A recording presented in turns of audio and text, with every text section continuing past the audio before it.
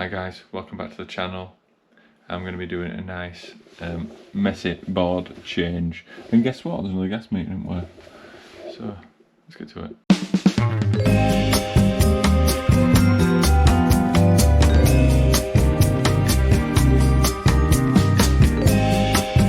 This is a very awkward one, just in terms of access really for this, because it's these doors. I can't even be bothered taking that off. There's four or five latches there. I just really can't bother even trying to attempt to get that back on.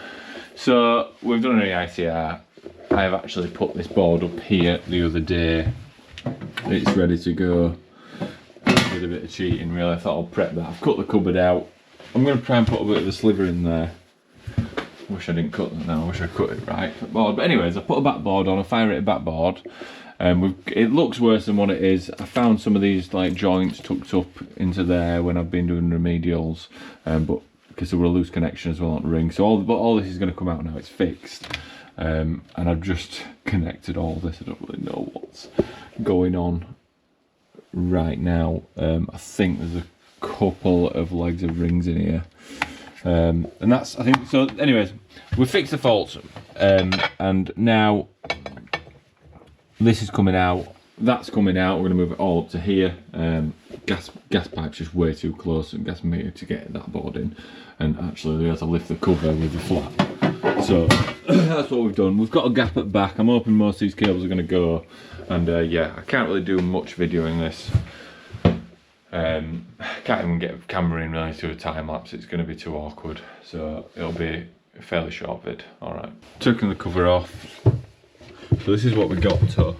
When I drilled the holes into the hole saw, you can see there's an hole there. I can quite see. It smashed the cap in, and I was very, very lucky I didn't drill the cable, but luckily it's opened up a spot for me. I can bring them lighting circuits through.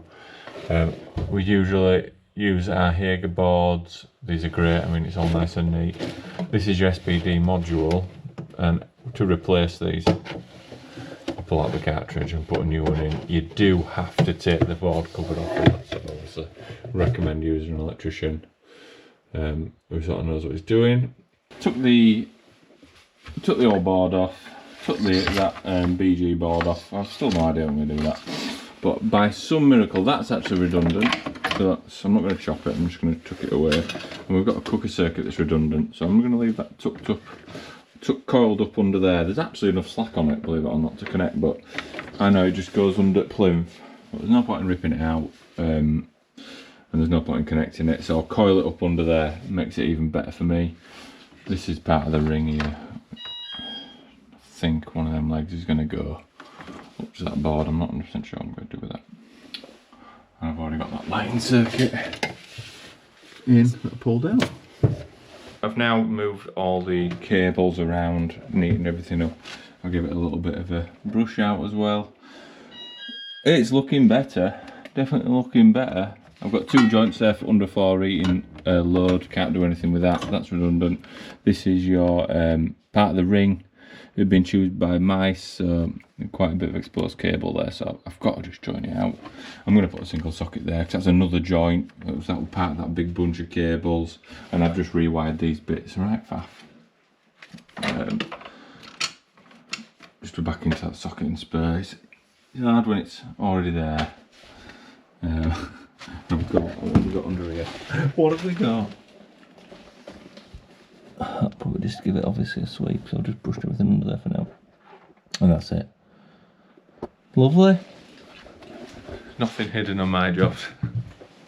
I'll try to be, I'll try and show you all dodgy bits, because there's always some dodgy bits. So, I've got to do second fixing. It's 11 o'clock now. I'm going to have a cup of char. I'm going to join these out, the second fix. I think I've got 2 sockets to do in the main house to second fix for a new circuit that I did, and then I can do the board. So hopefully by sort of lunchtime we're looking at connecting board up and then retesting after an hour or so. So yay, come on, get in there. While I'm here as well, I'm out. I'm starting to get really keen with my mask. I've been on a few jobs recently where the ceiling's all plastered nicely, and you lift the light fitting down, and I had a load of dust like fall on me, and it were Artex underneath it. So I am trying to be really keen now with asbestos. I've always been fairly good with dust anyway, but I am starting to flap a bit. So I always try and wear my mask, and I'm getting to the point now where I'm just removing lights. This is what I'm going to be wearing, so it's always a good thing to have. This is a FFP3 mask. This will stop asbestos going into your lungs. It won't stop it going in your clothes, so obviously you want to try and avoid it best you can, but it'll stop ASI and any other, obviously dust. Dust is no good for your lungs either, and the main thing is I don't go in with black bogies. And that is also one of the reasons why I don't do any sweeping up. I always vac up. I don't make a big cloud of dust, and it makes things worse for the customer and worse for me. And yeah, I better stop gabbing and get some more work done. I've now second fixed the switches, sockets, got the meter tails in.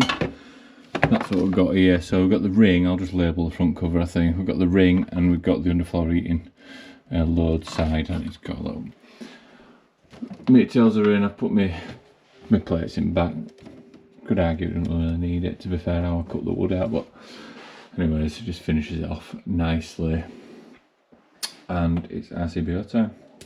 Completely forgot to keep on videoing when I got towards the end. I think I got a bit too excited. So here we are, everything's on because I've tested it. I'm going to put the cover on very short. I probably need to back out, to be fair. Look at a few crumbs if I'm like that. I'm well happy with that, to be fair. That's one of my neater ones. So yeah, I'm getting better. It's my third day at work. That's that one. I'm happy that I wanted to cut the back out of the board because I don't want it to be part of cupboards. If it's going to go, because fuse board's a big thing in it. And this is what I've ended up with. Meter tails, mains isolator already there. Happy days. Lucky me. I put that earth block in.